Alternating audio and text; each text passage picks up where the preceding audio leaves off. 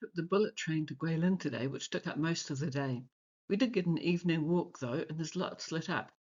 This is a tempered glass bridge, decorative rather than functional. Next, there'll be a small clip showing the lights through the trees on the right and the music that they play.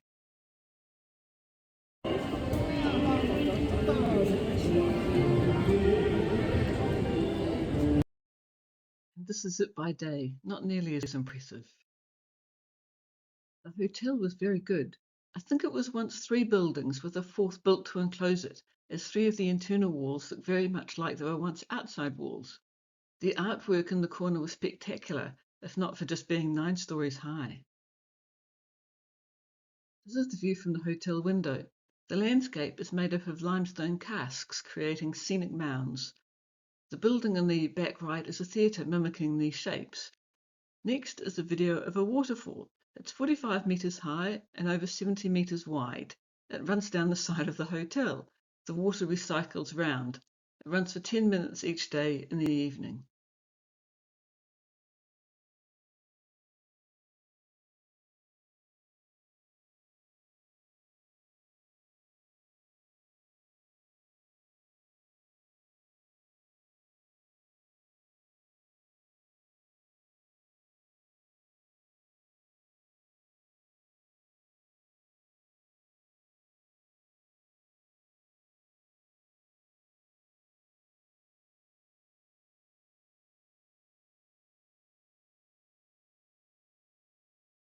My room was on the waterfall side, but you could see a perspex sheet running down, so it didn't actually touch the windows.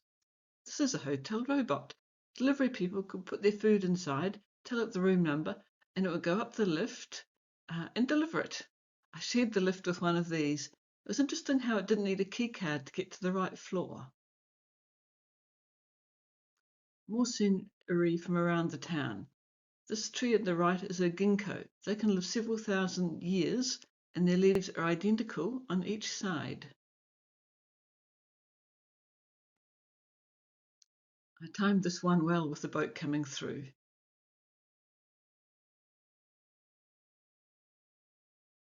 And of course, the parks have lanterns.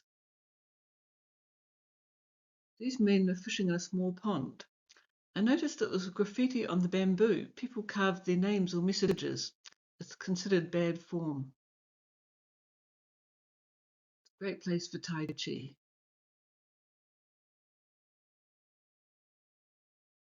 By day and by night. It's at a different angle, so the smaller one is behind the bigger one in the day shot.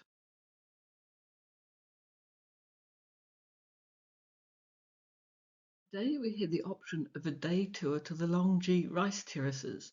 This cost 510 yuan, around 123 New Zealand dollars. One of the more expensive things, but it was a big highlight, and everyone in the group did this and enjoyed it.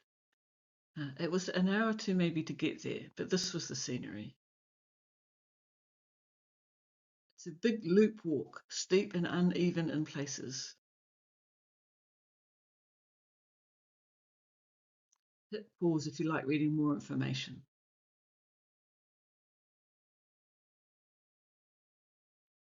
My paperwork said it was 4 hours of trekking, and it was, but that included taking a photo at every turn. Every time you go around a corner, there's a new scene that just has to have a photo.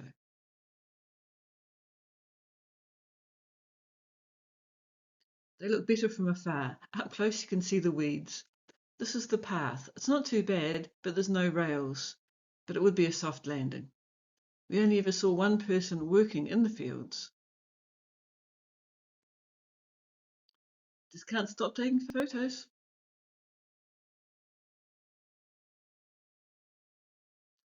You can have your photos with or without the village. This kid was keen to pose for a photo. The caterpillar was regular size that I noticed on a fence post. ChatGPT tells me it's most likely a Chinese tiger moth. They're not dangerous, but the hairs can be irritating on the skin.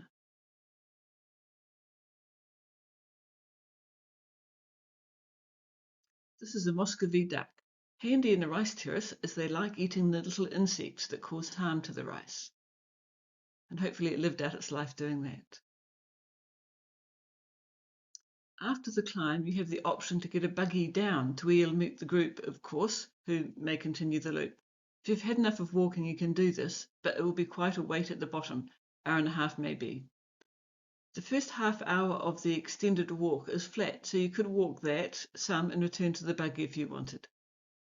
This was a long day, but it's well worth it and one of the highlights of the whole trip. The next day, we left Guilin and took a 4-hour cruise to our next destination, Yangshuo. Not just us, this was a busy place. Listen to your guide and make sure you get on the right boat for your group. At one point, I counted 16 boats, ahead and behind. You're unlikely to get a photo without one. There's around 100 people on each boat, and there were very few foreigners other than us. Lunch was included that day. It was a packed lunch and not that great. Bring snacks. This was a one-way trip. Our luggage went separately. This was a small side tributary, and lucky for me, there was only one old-style boat for a nice photo. The limestone karst hills last the whole trip. Around each bend, there are more and more boats. Some of the hills feature on the 20 yuan note, and many were on our boat were keen to get the matching photo from the same spot, which they did point out. From one point, you'll also be able to see horses in the shape of the hills. I just saw one very humped camel.